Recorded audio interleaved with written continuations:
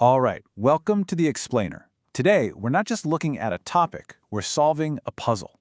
And the main clue? Well, it's hiding in a place you would never, ever think to look. Let's get into it.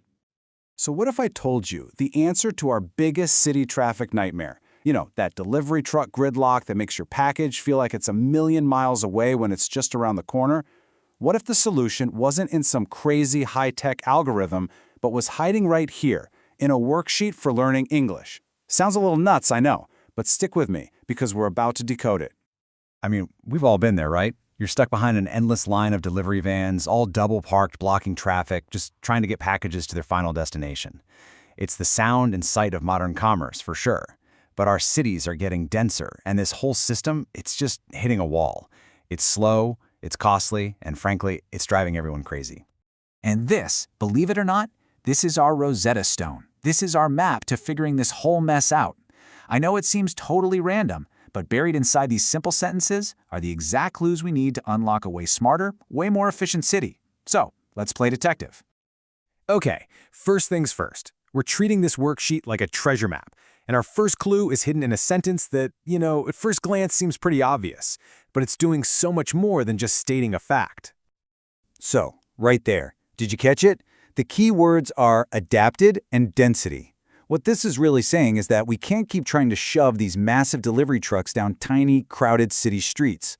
It's the classic square peg in a round hole problem.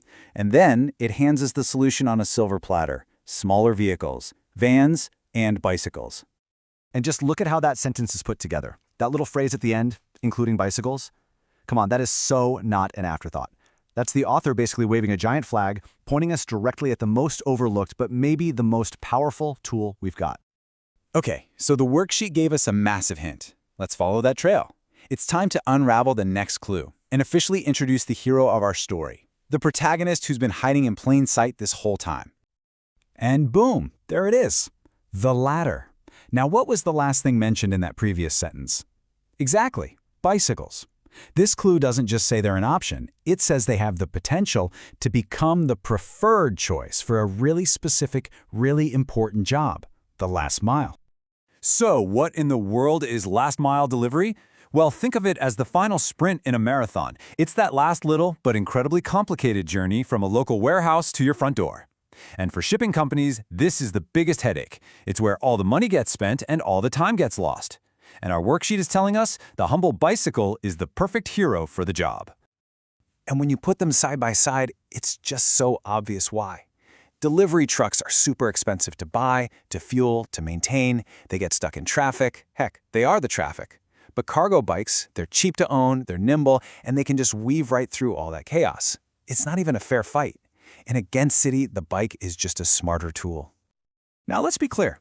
This isn't just some clever idea we pulled out of a worksheet, no. This is a real-world solution that's already taking off all across the globe. And this is where it gets really interesting. We're not just talking about your standard 10-speed here. We're talking about electrically assisted bikes. This is the real game changer. That little bit of electric boost means riders can carry way heavier loads for much longer distances without getting exhausted. It turns the cargo bike from a cool niche idea into a total logistics powerhouse.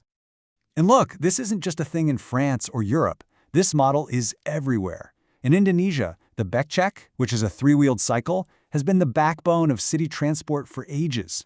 Go to the Netherlands, and you'll see people hauling their groceries, their kids, everything on bikes. It proves that this works, whether you're in a developed or a developing country. It's a universal fix. So, we've got our hero, the cargo bike. We know it works. But there's one last crucial piece to this puzzle. Because to really let the bike do its thing, you need more than just the bike itself. You need to create the right environment for it. And that, my friends, is where policy comes in. This right here is probably the most important clue in the whole worksheet. A cargo bike is amazing, but if it has to fight for road space with cars and trucks, its advantages get watered down. The secret sauce, according to our guide, is combining the tech, the bike, with smart city planning. You have to set the stage for it to win. And it really just boils down to two incredibly powerful steps. First, you limit access for big vehicles in your most crowded city centers. And second, you build out a safe, connected network of dedicated bike lanes. When you do those two things, you're not just helping out the bikes, you're literally changing the way your entire city breathes and moves. You can think of it like this. The low cost of the bike is a huge benefit on its own, for sure. But that's only half the battle.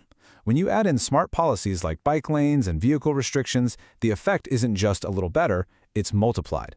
That policy support is the real catalyst. It's what takes this from a good idea to a truly transformative one.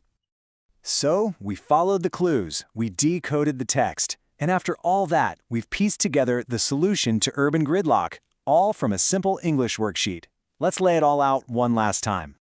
So here's what it all comes down to. 1. Bicycles are pretty much the perfect tool for that tricky last-mile delivery problem in our cities. 2. They're ridiculously cheap to buy and run. 3. This isn't some pie-in-the-sky idea. It's already working all over the world. And 4, and this is the big one, its power is absolutely supercharged when you back it up with smart city policies. That's the whole secret. And that really leaves us with one big question, doesn't it? If a piece of technology that's been around for more than 100 years is the key to solving one of our most modern, frustrating problems, it kind of makes you wonder, what other simple, powerful, elegant solutions are sitting right under our noses, just waiting to be rediscovered? Thanks for joining me on this one.